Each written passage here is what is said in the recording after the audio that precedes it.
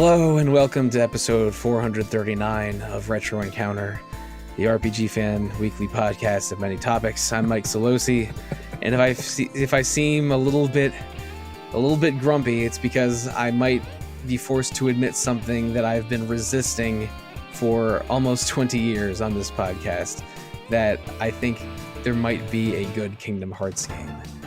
Today's episode is about Kingdom Hearts 2. It's the first of a pair of Kingdom Hearts 2 episodes we're doing on Retro Encounter. But before we move forward with that, let's introduce the rest of the panel, starting with Aleks Franiczek. Oh god, I'm working on my Donald Duck. That wasn't it. I'm sorry. Also, Zach Wilkerson. Ohio? I think it's more like oil than Ohio. Oil? Yeah, that's the best I can do. All right. Hi. And Peter Triezenberg. Hi, I'm feeling super vindicated right now. Well, I mean, I don't think this undoes my animosity towards the first Kingdom Hearts game, but That's fair. But I've been playing Kingdom Hearts 2 for about 2 or 3 weeks now. I'm not binging it. I'm trying to go through it at a measured pace, but I am multiple times I'm surprised at how much I am enjoying this and impressed by this. So this is going to be a reluctantly positive episode of Retro Encounter. But before we move on to those, let's talk about our respective backgrounds with the series. Peter, you're one of the biggest Kingdom Hearts evangelists that I know, and you and I did record an episode or 2 episodes on the first Kingdom Hearts. Oh God, back in 2018, is that right? That was like the dark ages. Yeah, no, we did do that, and I was definitely a lot more positive on it than you were, because I have a very strong connection with these games. I grew up playing them. I've enjoyed all of them to some degree or another. Yeah, Kingdom Hearts 2 is possibly the peak of the series, so I'm glad we're here to talk about it today. I mean, I'm not really connected to any Kingdom Hearts community. I feel myself a little overwhelmed with all the names and terms they throw at me in Kingdom Hearts 2. But my impression was that this was many people's favorite. And I'm just... Oh, it definitely is. Right. And like, I mean, it shows up at the top of lists and people. And I think that a lot of the anxiety towards the long break in between Kingdom Hearts 2 and 3 was because of how much people loved this game. But Zach, I know maybe you're not as big a fan of Kingdom Hearts as Peter is, but you certainly have played more of them than I have. What's your background with the series? I actually didn't play a Kingdom Hearts game until like 2017. I got the PS4 collection, and I played 1 and I liked it. But then I played 2 and I really enjoyed it. I went through and I didn't 100% it because that's a little insane in this game. But I did all the hard fights. I did all the stuff. And I really enjoyed it. And then I played Birth by Sleep and I watched a bunch of the movie versions of games. And then I played and reviewed, I think, for the site, Kingdom Hearts 3. And so like I enjoyed the series. I enjoy the games. I think Kingdom Hearts 2 is the best one because I think the combat is at the peak of the series here. And I just think it's kind of like goofy fun. Like you're talking about the story, and like the story after this gets even more nonsensical. And I don't really care. I'm just like, oh, I get to run around some Disney worlds and like hit some stuff with a big giant key. That's fun to me. So yeah, it's just like goofy fun for me. And Aleks, same question to you. What's your how far back do you go with Kingdom Hearts? Pretty far back. I'd say I had a pretty much ideal introduction to the series. I was like 12 or 13 years old when I played like the first 2. My brother had no interest in buying it, so I didn't get to play it through him. But luckily, a girl I had a crush on actually loved the games, and she lent me her copies. So as a 12 or 13-year-old, that was like a pretty ideal way to be introduced. I bet you played them games really fast too. Oh yeah. So on that note, I had like a really fond introduction to the series. I love Final Fantasy already. Disney, not so much. I was not a Disney kid. I didn't grow up watching many Disney movies other than Lion King. So that didn't really appeal to me. But the fact that like Cloud, Sephiroth were in this, and I got to hang out with them while I was playing like this weird game with Disney characters was pretty cool. And I enjoyed both of them for different reasons. I liked the more like creative level designs of the first game, even though like definitely has some frustrating parts that we don't need to get into. And then the second one had all this weird story stuff going on, and as a 13-year-old, you just assume that confusing equals mature, and so I enjoyed the games on those fronts.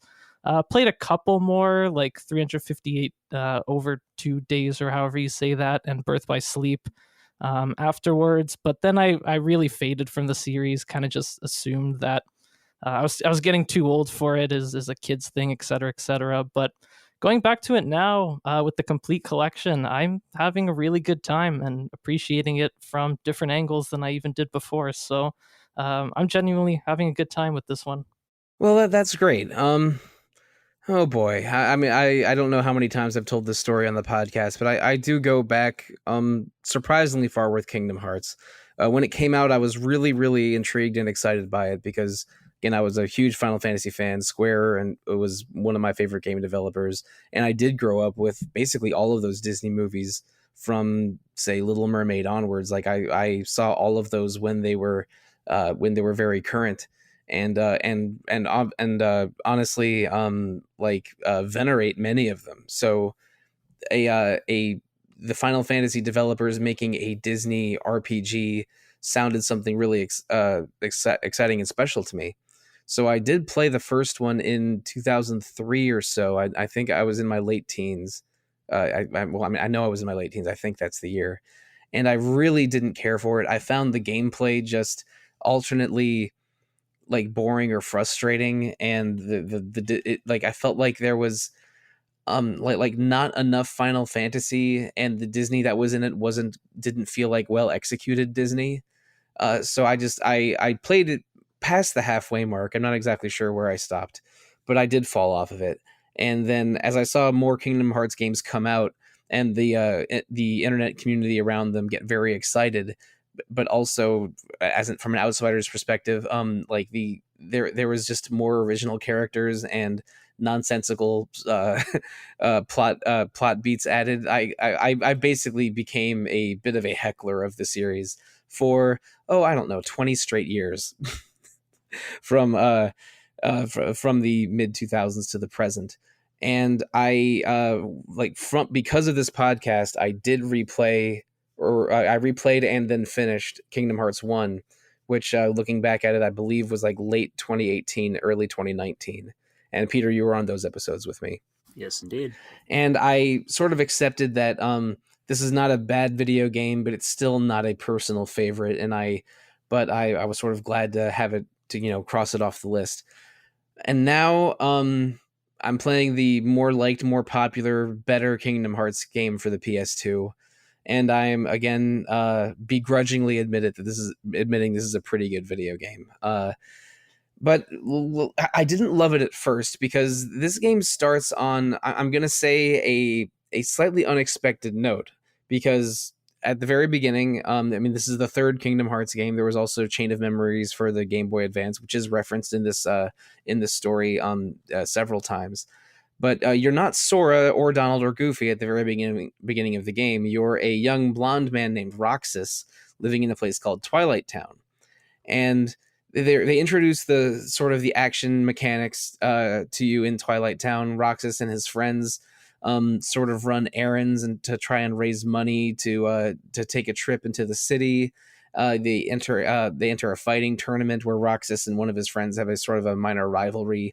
You end up fighting Cypher from Final Fantasy VIII and Setzer from Final Fantasy VI in two of the more confusing cameos in this game. And Vivi from 9. Oh yeah, and Vivi from 9, that's true. And there's a lot happening in the background that is a little hard to understand. There's some mysterious robed men commenting on your progress. There's a young woman named Namine who appears to be locked away in the wing of a mansion at the edge of town. It swaps between Roxas experiencing this world and again mysterious hooded figures standing over computers commenting on indirectly on the events. But it's definitely Kingdom Hearts because of how the game looks and feels.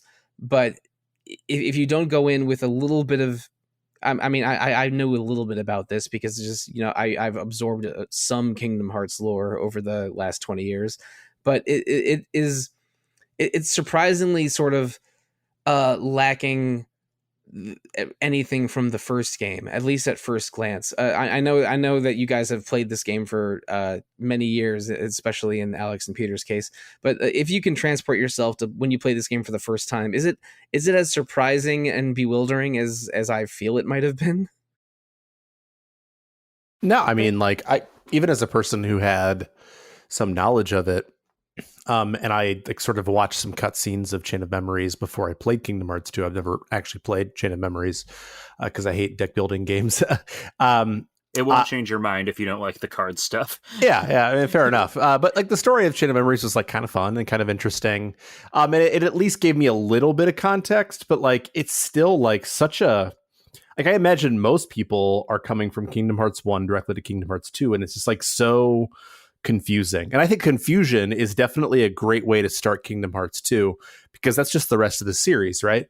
Like you're just like never really sure what's happening. Like even if you're a lore, like you're really into lore, like I know Peter is. Like it's still so much of it is strange and confusing. But like the part of this section that I always think is really interesting is that it serves as like a really good like sort of tutorial, but like in a weird, mysterious way. Like you're given all these different ways to sort of interact with the game in a way that like feels natural and feels fun, and like the mini games aren't too obnoxious. Like fighting, and like especially as a Final Fantasy fan, I'm like, oh, I get to fight Cypher, that's awesome, or Setzer or whatever. And I just think that it's like a really clever way of introducing it, but also like really weird. And I remember kind of enjoying the weirdness of it when I first experienced it. Yeah, I think I'm kind of in the same boat as you on there. Because I had not played Chain of Memories yet when I played Kingdom Hearts 2, but I did read the Shiro Amano manga version of Chain of Memories, which I think was sufficient to get me caught up to that point.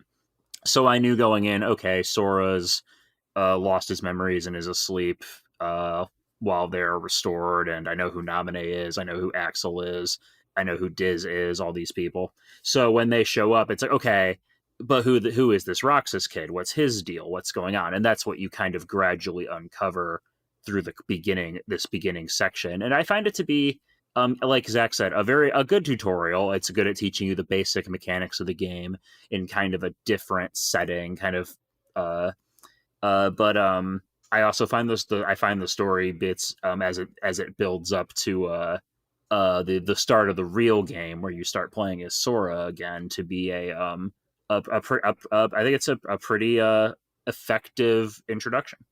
Yeah, I always loved this section of the game. Like, I went right from Kingdom Hearts 1 to 2, knew nothing about what happened in Chain of Memories or anything like that.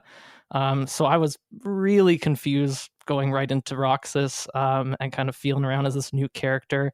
But I thought it was really interesting. I get that, like, there's kind of especially back when it originally came out, there was a general backlash to these opening hours. I was like, it's basically like 4 hours of the game where you're doing chores. You're kind of just like living this like super mundane life with these really boring friends of Roxas.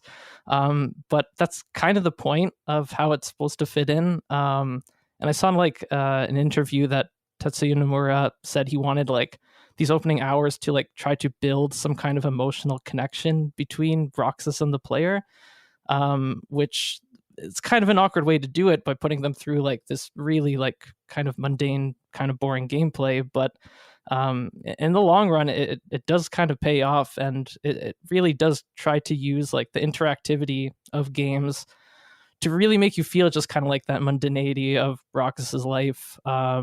And then when it gets to like kind of the more surprising parts towards the end of this section, you kind of like feel that emotion a little bit more. It's definitely a risk it was to even like include this in the game, but I think it was an interesting one that at least for me paid off.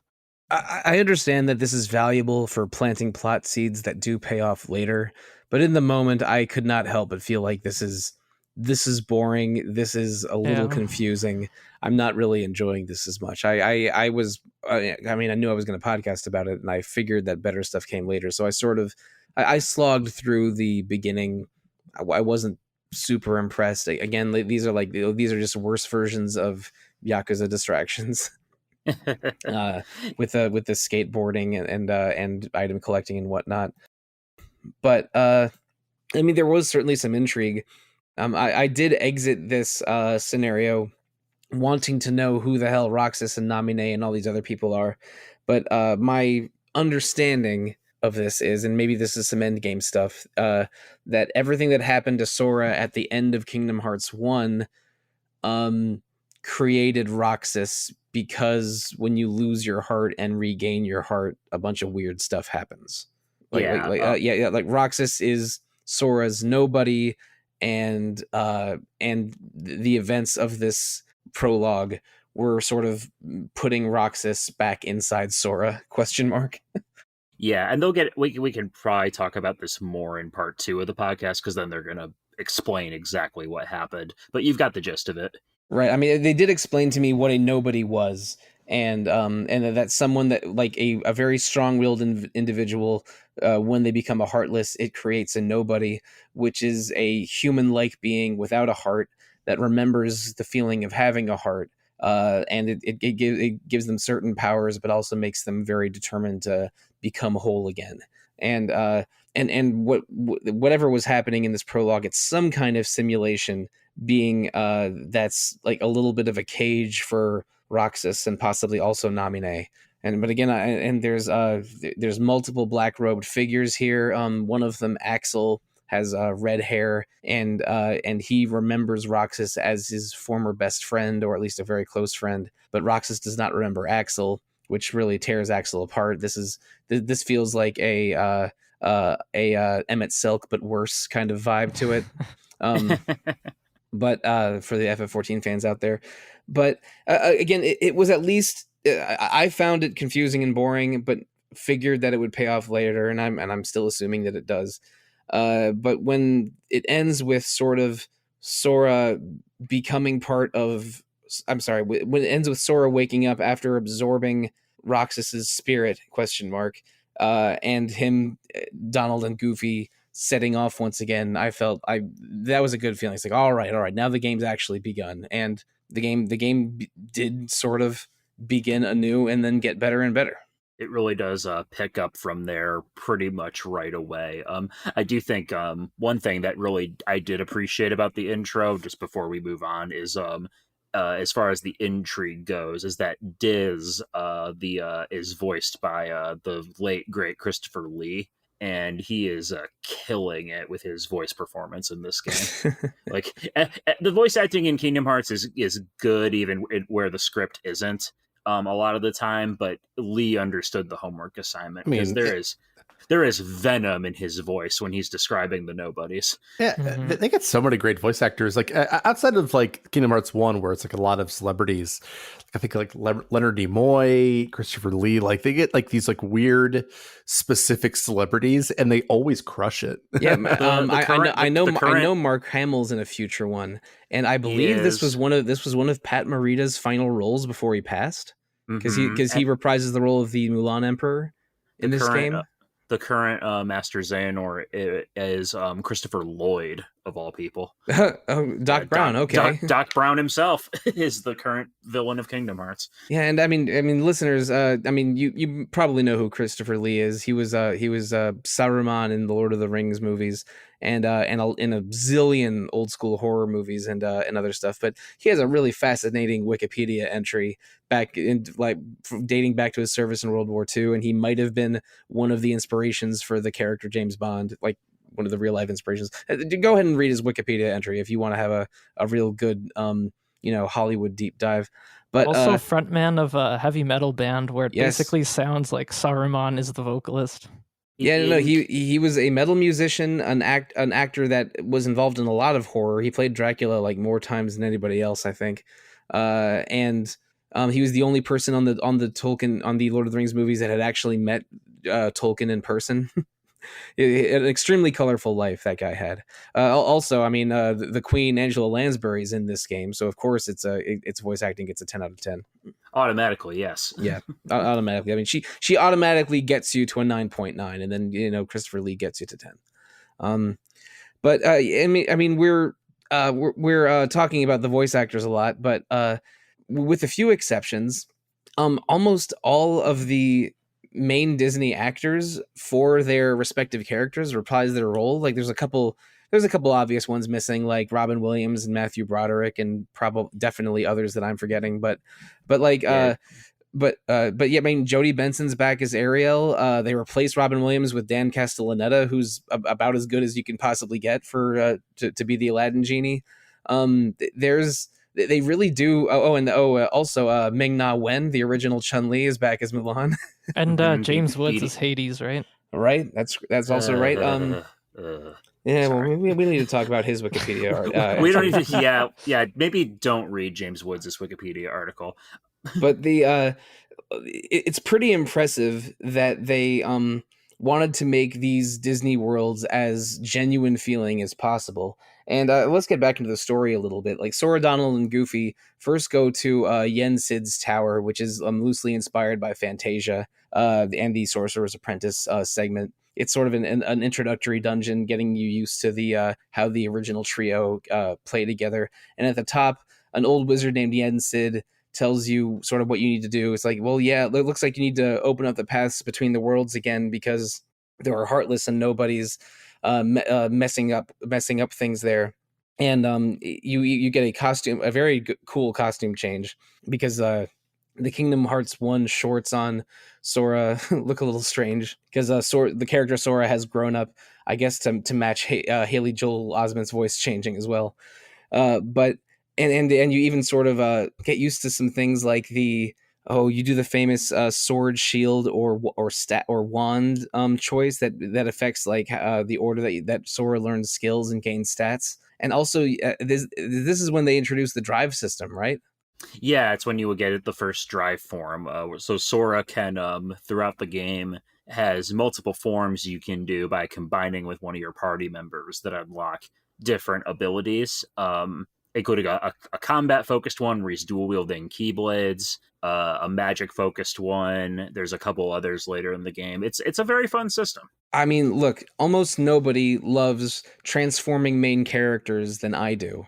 So, like the drive stuff made this game automatically just more fun than all of the combat in Kingdom Hearts 1. I mean, my main thought when I was playing through this whole game is, oh, this is so much better than the first one. Like now I see why people like this game so much.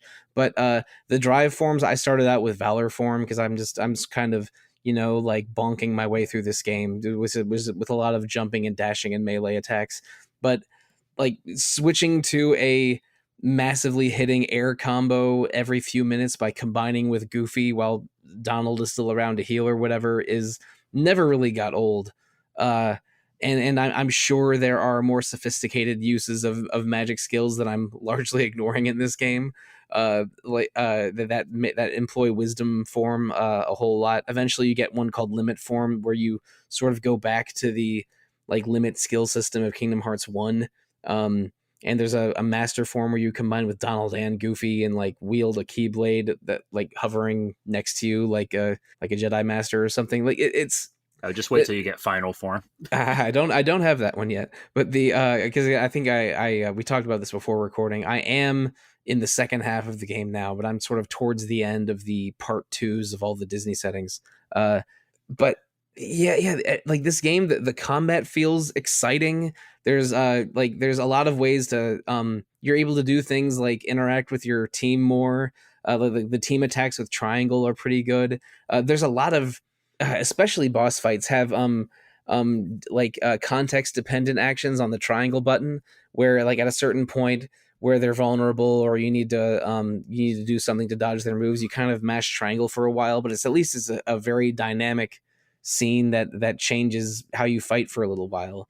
But yeah, I think like top to bottom, front to back, the combat in this game is pretty fun, even if it's a little easy. Again, I'm mashing and jumping my way through the whole thing.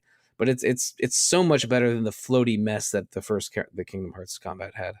It is definitely the combat in this game is so snappy and responsive, and in such a way that yes, it far supersedes the first game's combat, which was very floaty, very easy to whiff your attacks.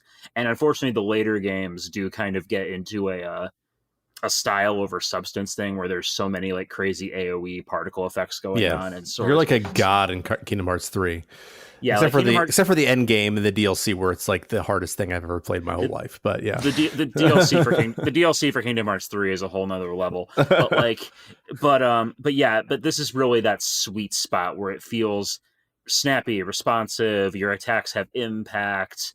You can string combos together. There's a lot of options in combat, and they're all very viable. I'm playing on proud difficulty for this playthrough because I wasn't really feeling like committing to a critical run. I haven't beaten any of these games on critical.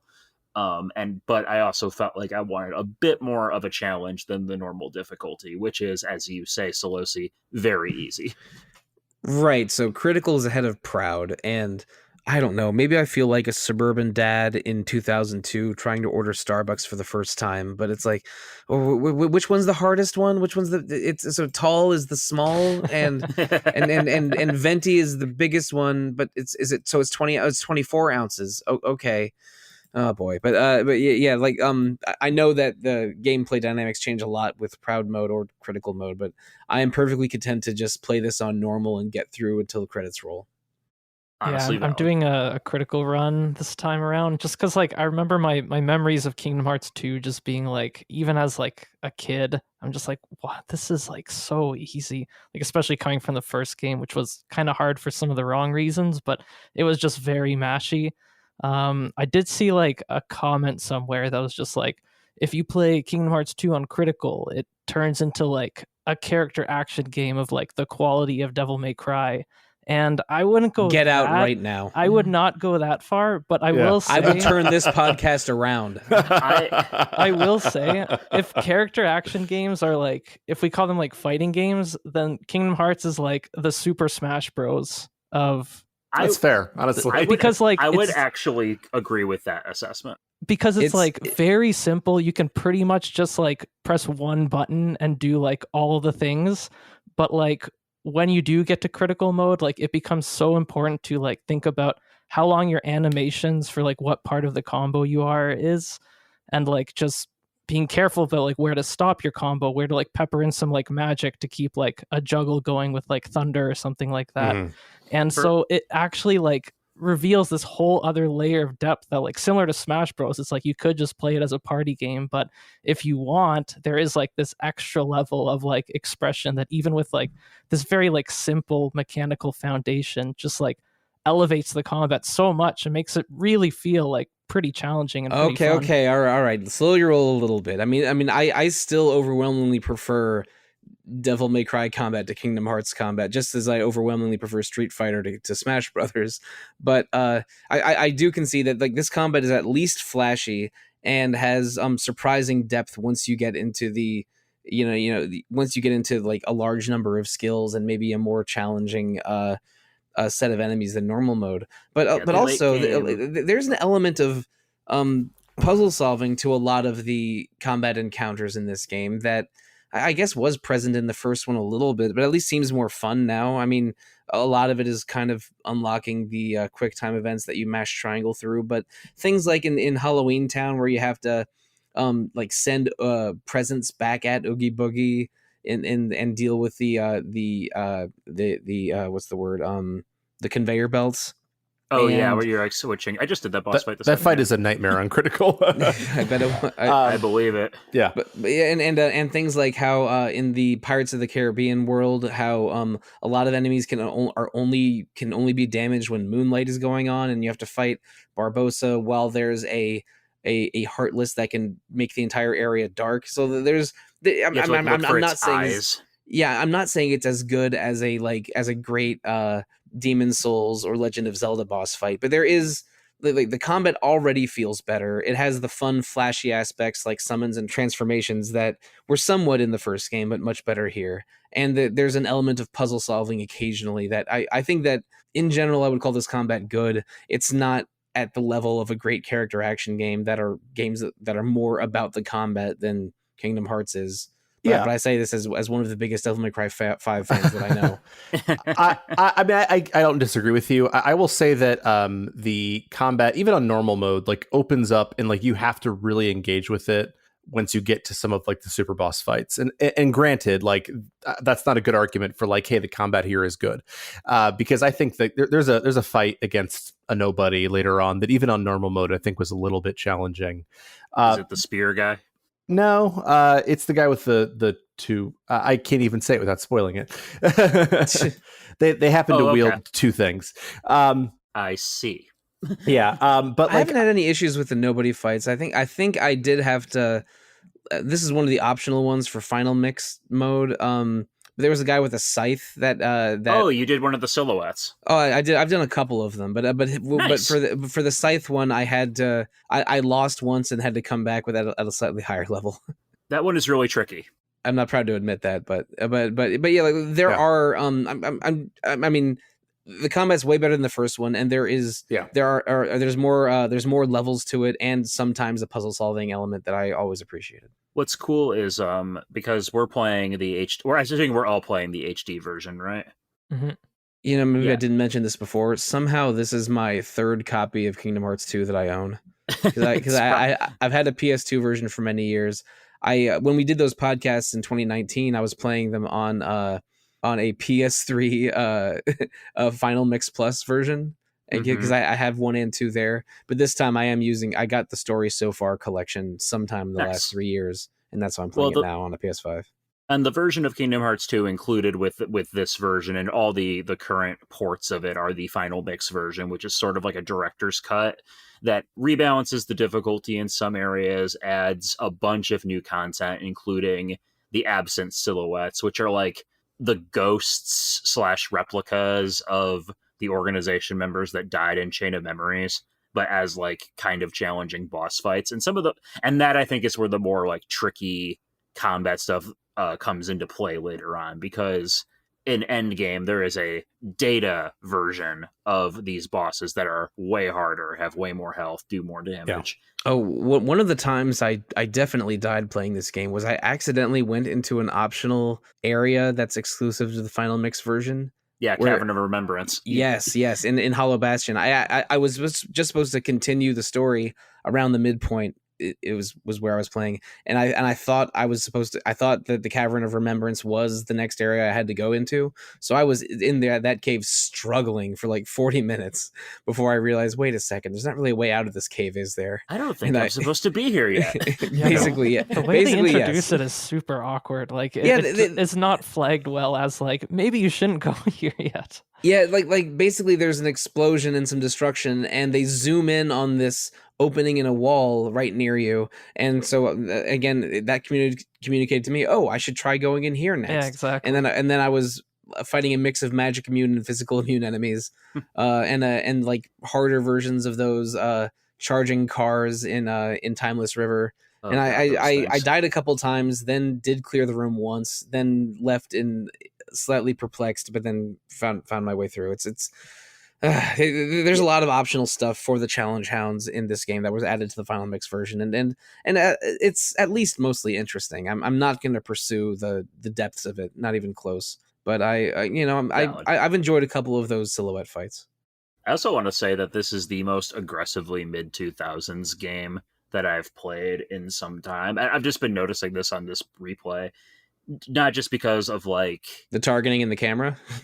That's that too. But little things like, okay, the skateboarding in all of the areas, all of the Disney stuff being included. Like there's a Pirates of the Caribbean world that's based on Curse of the Black Pearl. One of the first summon you get is Chicken Little, which might be the only time Chicken Little has ever been referenced in outside media.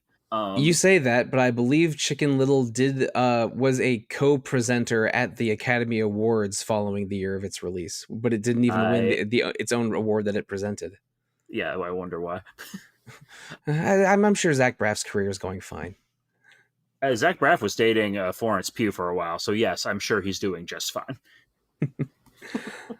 But yeah, wow. I was a little bit. I think one eyebrow did go up when I saw that the first summon you get is Chicken Little of all things.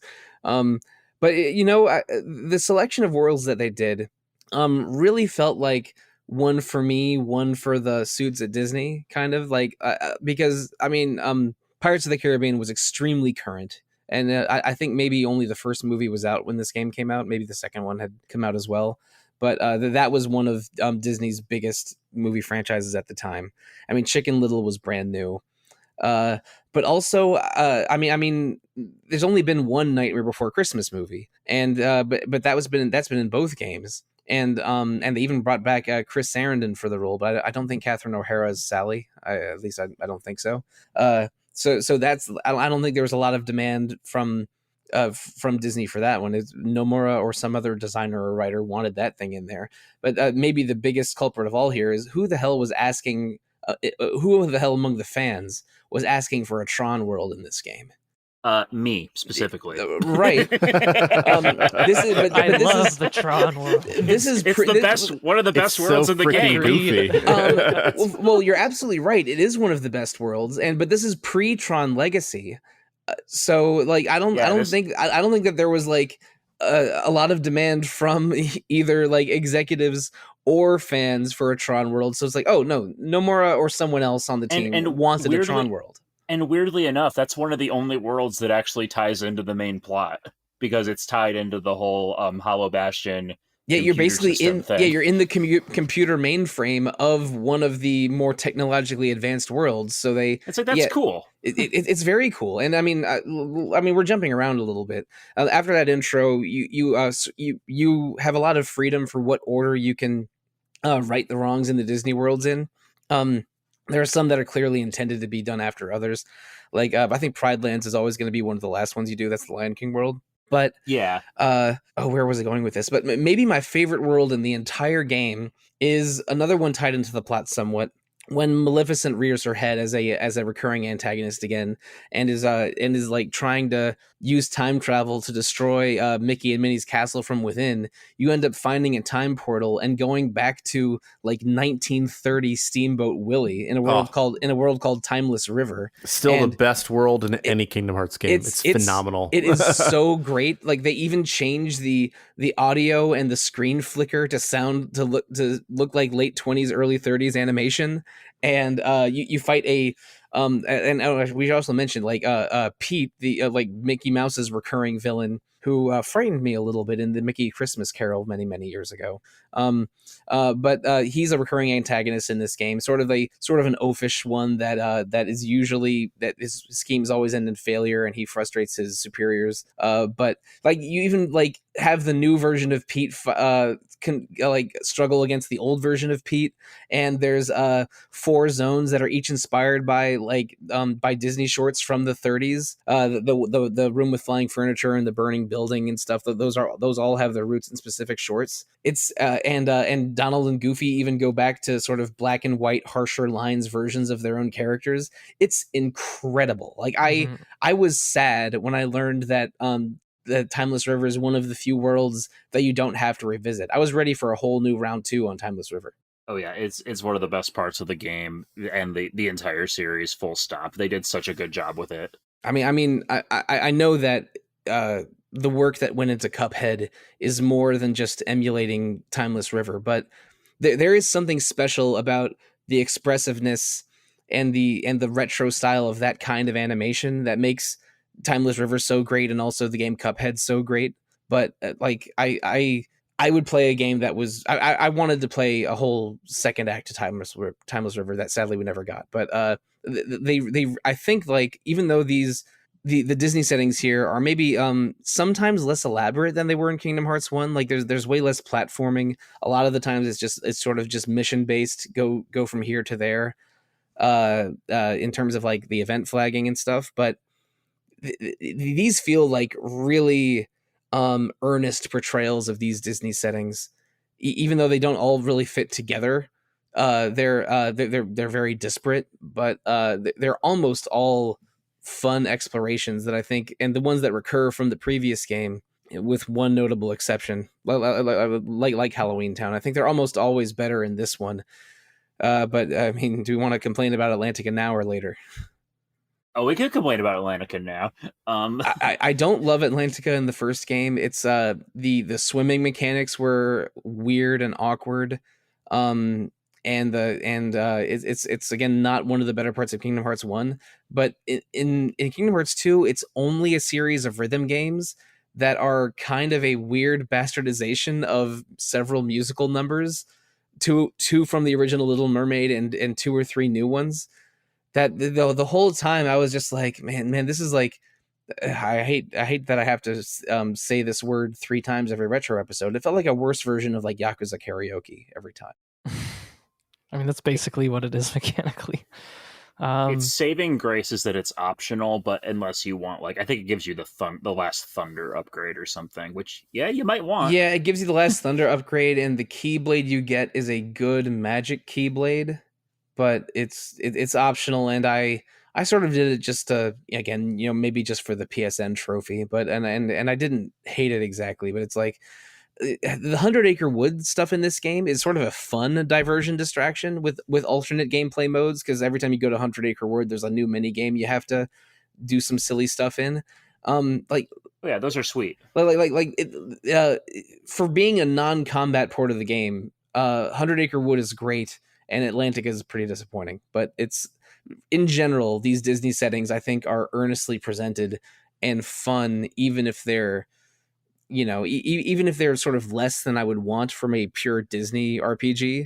They're still good. And I never felt like none of them felt like major drags, because you're never in one for more than an hour or two but then you revisit most of them for a part 2 later on.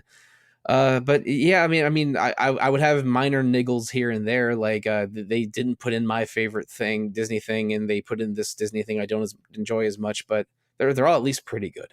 Yeah, generally I think the level design in this game is just like, at least in terms of creativity, like execution's a whole other conversation. It's pretty like much a downgrade from what they were trying to do in terms of representing these Disney worlds in the first game in like kind of a more like thought out way of like crafting a level and its architecture. Like, it's very flat. This game is like extremely flat in terms of like the different like screens you're moving through. But like you were saying, it's just going to rooms in a certain order. Exactly. It's very linear. Two good things I think it's done is, like, considering like it's very fragmented into like these smaller screens, like it does convey like a pretty decent sense of space to like the different worlds and what they are. Like Pride Lands, in terms of like trying to have like some of the character of Lion King, has like these much more like open, spacious environments that you as like Lion Sora get to just like sprint through. So it like gives like, yeah, they give you about half a Hyrule. They give you like half a Hyrule field in Pride Lands. To just like kind of like dart through, but like it does have like try to incorporate some degree of flavor of like the source material into the worlds, like the 4 episodes in Timeless River, or like in Mulan's world, you like have this portion where you're like taking assignments from like the commander along with Mulan. In Port Royal, you're kind of like exploring different islands, sailing the seas, like having a combat encounter each time you like sail between like a different location. So there are these like nice little touches that like add to some of the flavor that's like otherwise like very just like flat level designs. But because the combat is so good, at least such an improvement from the first game, like it's hard to see it as a negative. I mean, like things like the Tarzan level and the Alice in Wonderland level are more vertical and elaborate than anything in Kingdom Hearts 2. But I mean, with that came the frustrations of bad platforming, exactly, and how yeah. and how because the combat is weaker, and I mean the events of the plot themselves are usually less interesting in the first Kingdom Hearts game. But again, this felt sort of mission driven. Like every time you go to one, it's sort of very clear where you have to go next, and it's mostly solved by fighting. They at least, I think they put effort in the, like you said, the execution level is higher, even if the creativity level is lower, and it's and at least these portrayals of Disney characters are a fun sort of a sort of a Disneyland tour. Like these are very disparate, not connected worlds, but you are touring through Disney characters and plots in a way that, again, is maybe not the game I exactly wish it was. Like I still wish there was less Organization 13 and no more zippers and hoods stuff going on. But it's still a fun version of what that is. I will say just like one more positive for Atlantica is that like the music the Shimamura tune just when you're like kind of chilling before you go into any of the musicals. I think it's one of the best songs in the game. It's so chill and nice. Like you don't even get any time to listen to it because it's basically just like this one room that you go like talk to Sebastian or whatever and start your musical. But if you just like sit in that room for a bit, like that is a good song. I mean, And this whole at least, soundtrack is just absolutely killer. oh I yeah. mean, this is one of the crown jewels in Yoko Shimomura's catalog. But it's I knew the music was going to be good going in, and it lived up to the reputation. Yeah, absolutely. And the best is yet to come. Like I will be geeking out in part 2 of this over a couple of the tracks. The other thing about the Atlantica that I will say is a positive is that at least for the two songs that are from the movie, obviously Ariel's voice actress is a very good singer. Jodie Benson, who also was a voice actress in Grandia 2, which Zach, you played for the podcast earlier this year. That's true. Yeah, so at least those songs are good because it's like, well, obviously she's just singing the song from the movie and it's good.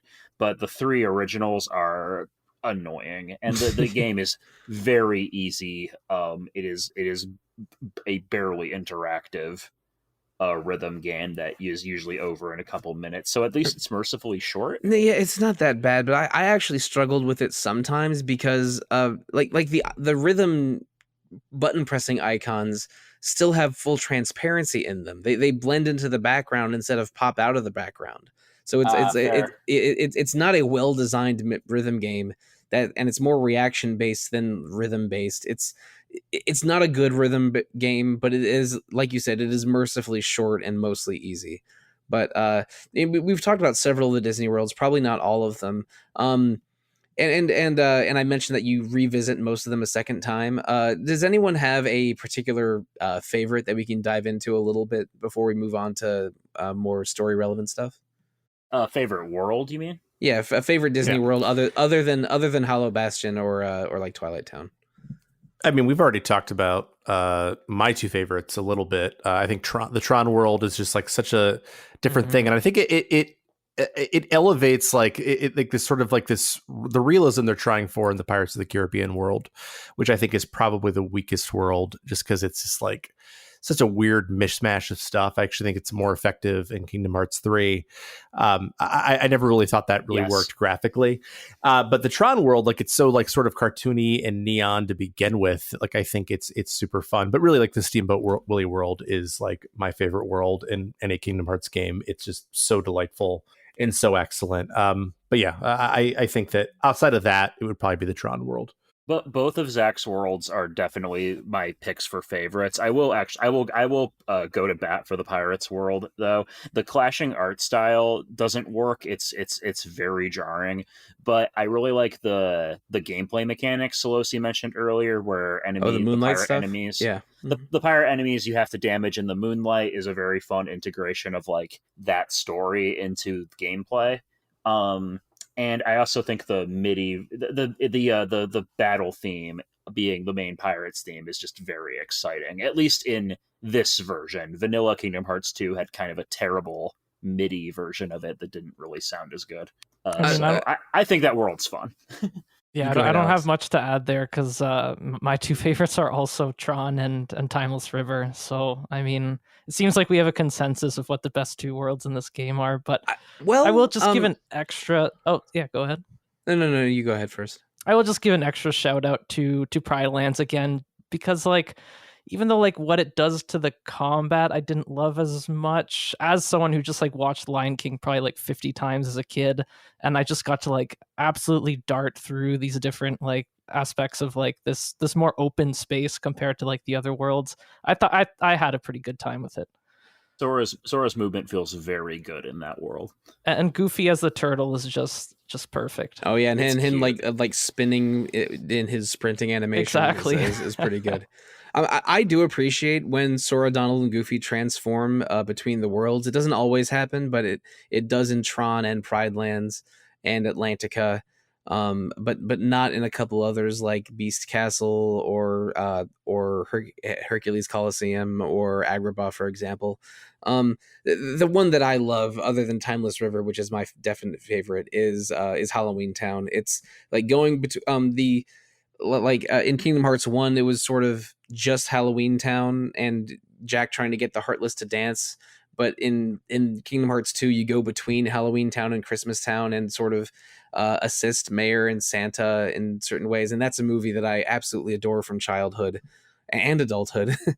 So like hearing the integration of that music and seeing Sora, Donald, and Goofy transform from like, what are they, like a vampire, a mummy, and a zombie to a snowman, a reindeer, and black Santa clothes for Sora. Like the costume changes and the feeling and vibe of the world I thought was really good in Halloween Town. But I'm not going to deny how good Space Paranoids, which is the Tron world, and Timeless River are. Those are probably the two best. But after you experience all of these Disney worlds once each, other than Atlantica, which I think is the only optional one, you're sort of driven back to Hollow Bastion, which is it's one of the first 3 or so worlds you visit after you start the game as Sora.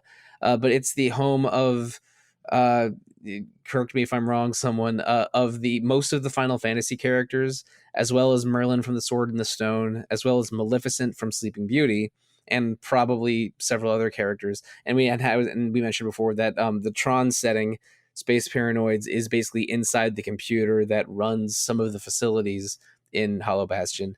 But you're sort of funneled back to Hollow Bastion to engage with the Tron stuff first, and then after you finish with that, these mysterious robed figures sort of would you say they lead an attack on Hollow Bastion? Yeah, that's a fair assessment. Yeah, there's basically an attack on Hollow Bastion by this group called Organization 13. You see a lot of flashbacks to Organization 13 members and some of their politicking and disagreements.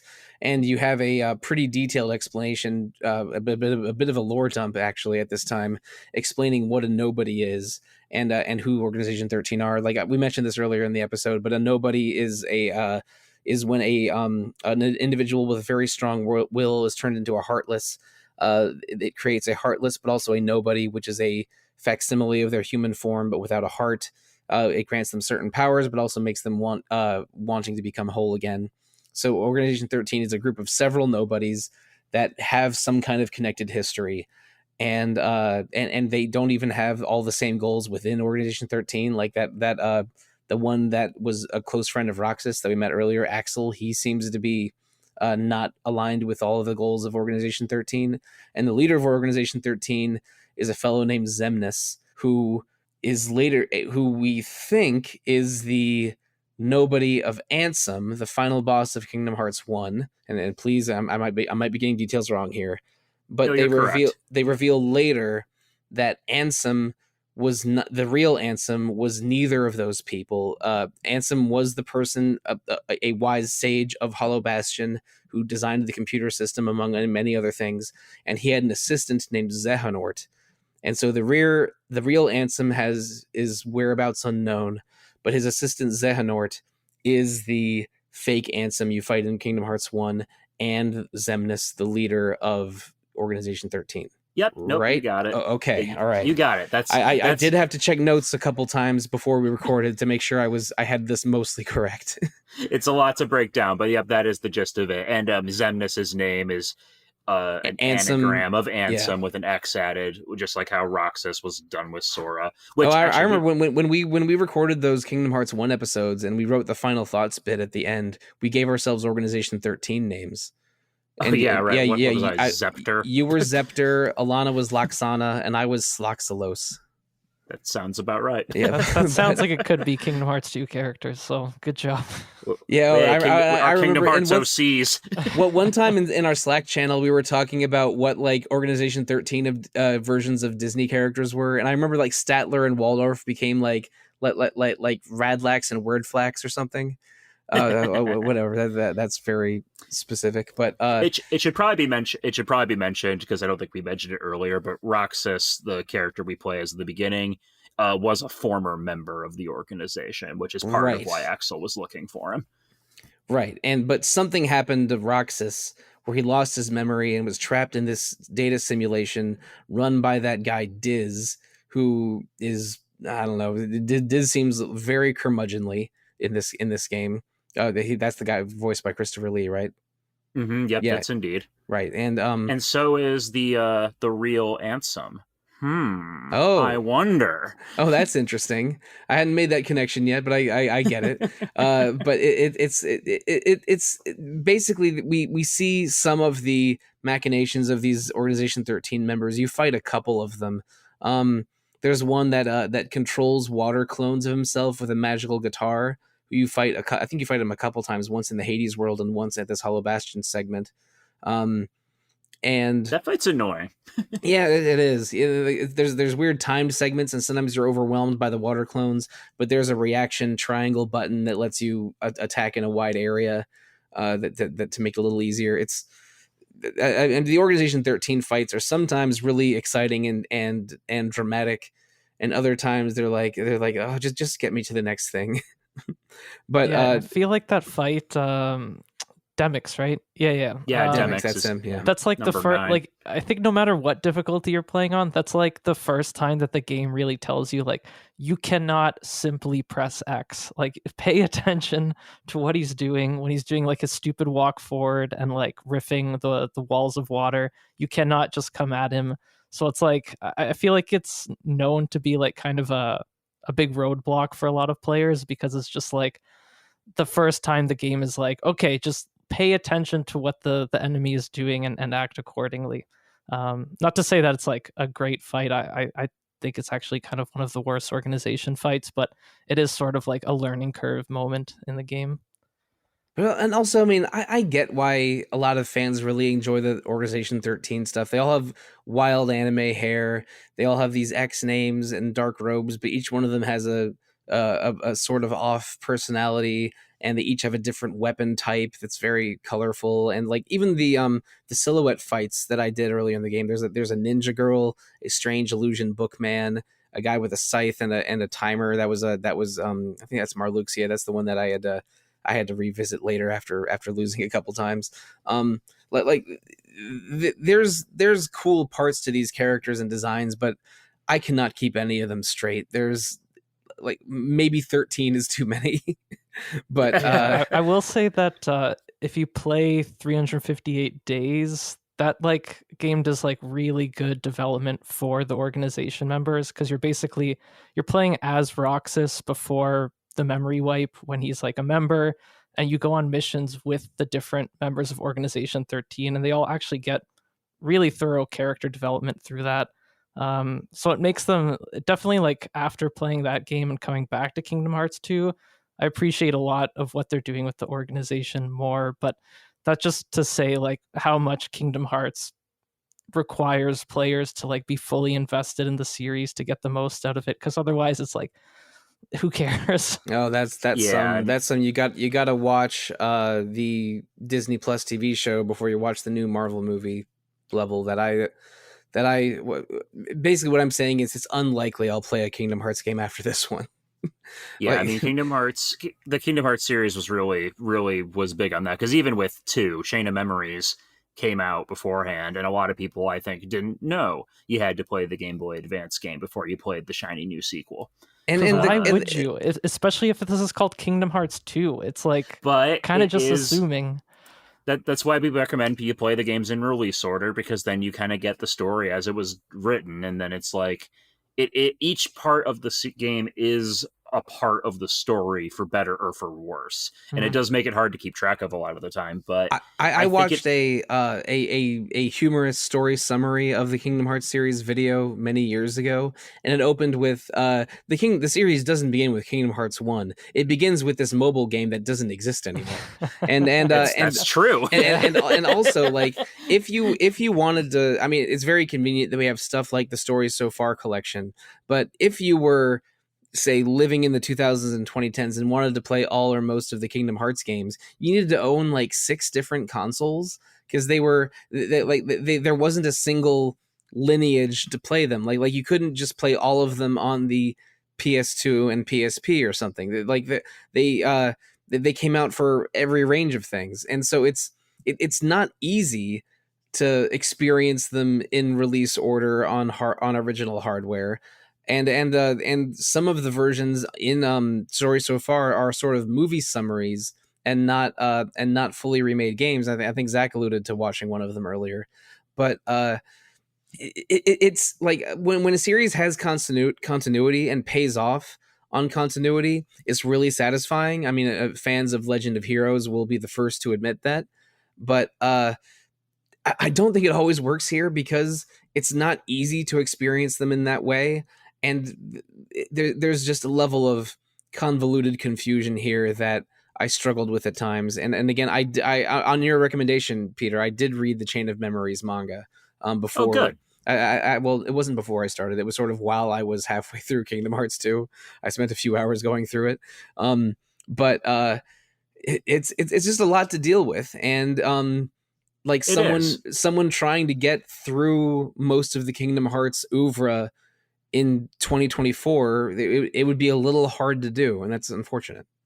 It really is, and it is a lot to get through. I'm not going to deny that. Obviously, like, surprising nobody, I do like the organization quite a bit. I think they're fun characters. I like their goofy shonen anime power sets, and I like their kind of silly interactions and some of the side content like Days.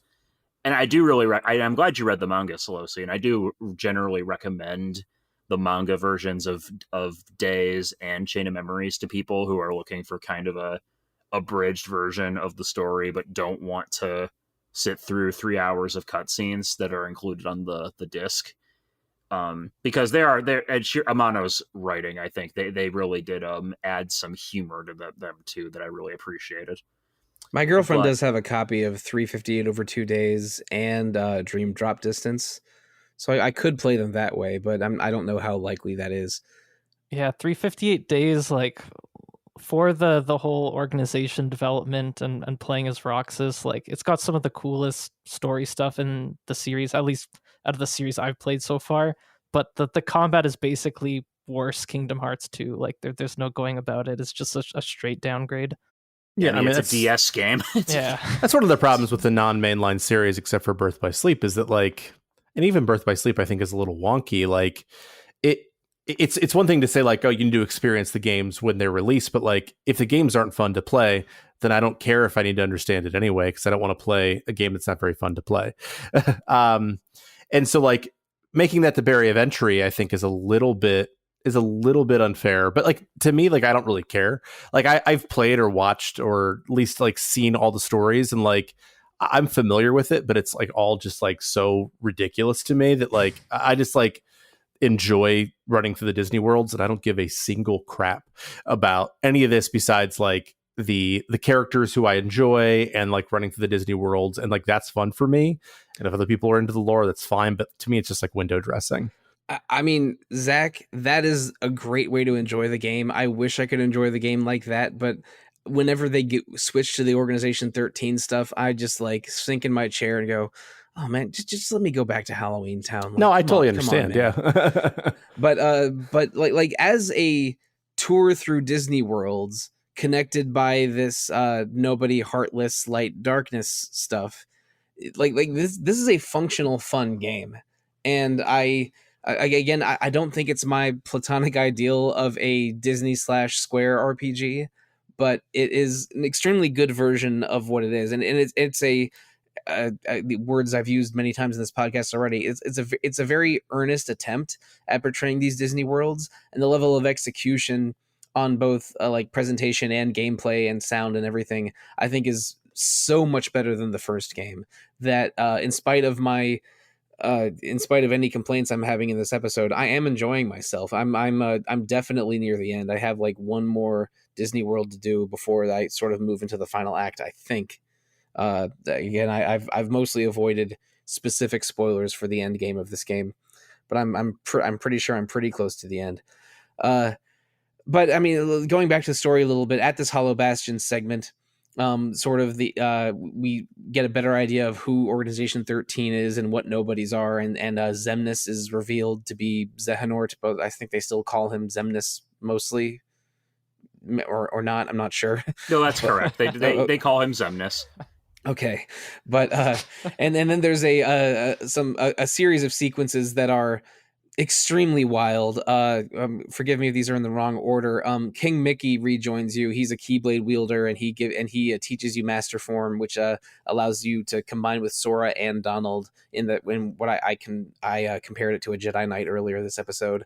There's a scene where it appears that Goofy takes a blow meant for Mickey and appears briefly to die, and we even get we even get Mickey like clenching his fists and going, "They'll pay for this!" Like That's the best scene in the game. It is the single funniest moment in the whole series. I had seen memes of it before, but it did not prepare me for the context. Holy mackerel! It is so funny, and it gets resolved in like the next scene. Yeah, like 5 minutes later, Goofy just wakes up and goes, "Gorge, I'm fine, fellas." And then you fight as Sora alone, like a very Dynasty Warriors-esque group of 1,000 Heartless. That I think was just an exercise to show to like, sort of impress the player with with sort of the scale of the fight you were in the middle of, and it is impressive, even though I think it did make there was significant slowdown during my playthrough of it.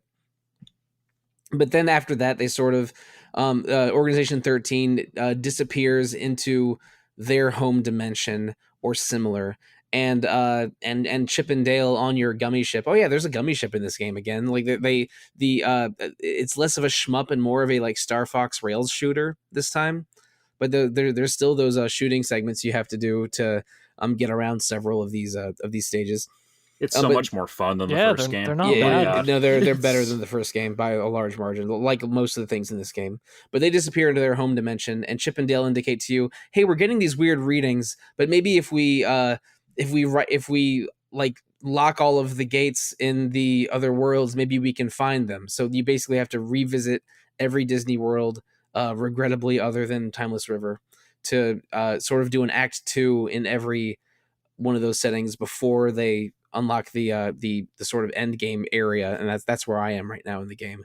But we can talk about the second acts of those Disney worlds and more story stuff and end game in the next episode, because gentlemen, I, with some regrets, would like to inform you that Kingdom Hearts 2 is a good video game, and if we were to redo our best PS2 RPGs episode from some years ago, I would have to make some reconsiderations. And I'm not thrilled to admit that, and I haven't finished the game yet, but I am enjoying my time with Kingdom Hearts 2 more than I thought I would. I'm very happy for you, and I mean that legitimately. I went in with an open mind, and I was impressed more than disappointed, for certain. But listeners, I mean, maybe it's obvious, but next week we're doing a part 2 on this. I know we're going to get into more end game and more character specific stuff in this in episode 440. But after that, we have some other stuff planned. Halloween does land on a Thursday this year, so we're going to have a Halloween episode of Retro Encounter on the 31st of October. We have not recorded it yet, but it might be a slightly creepy, kooky, and altogether ooky episode of Retro Encounter in 2 weeks. We haven't planned out all of November yet, but we are going to do 2 episodes on The Legend of Zelda: A Link to the Past, a Zelda game that you might say is an important, well-loved classic that I've played several times, but will happily replay for Retro Encounter. So please look forward to some Zelda and some Halloween in our future, in addition to more Kingdom Hearts 2. And, I don't know how to put this. Just thank you guys for being very gentle with me going through this series that I've disdained for so many years, because I don't think I would have played this game if it was not for it being voted on for a podcast and among RPG fan staff. So I know all 3 of you are partially responsible for this game being played for the podcast. And so respectfully, thank you, and also kind of fuck you guys. Gorsh, we're just happy you like the game, Sollosi. Anytime. But also, listeners, thank you so much for listening to us blab about Kingdom Hearts for well over an hour. If you want to listen to other people blab on RPG Fan Podcast, there are 2 others in addition to Retro Encounter.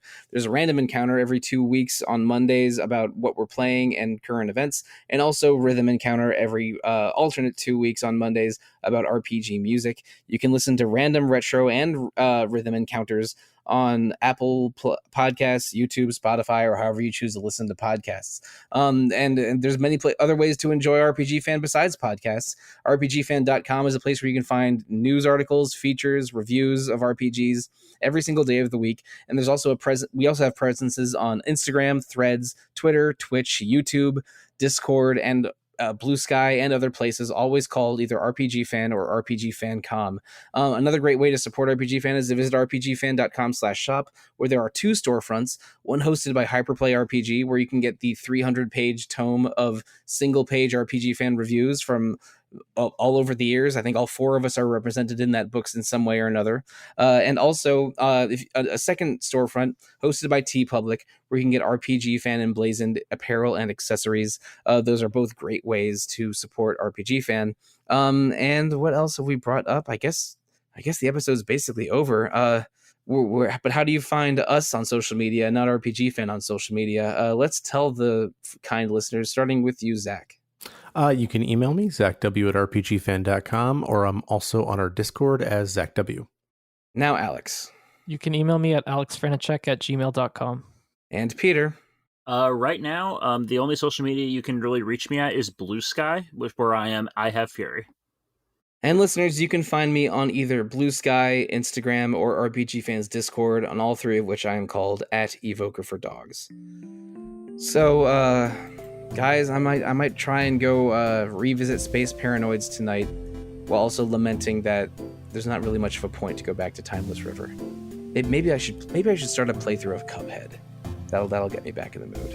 One good reason for going to Timeless River is to level up your your wisdom forms? form in the Burning Room. is the right place to do it, yeah. All right, I know exactly what I'm doing after we record then. Thank you, good night, and good luck.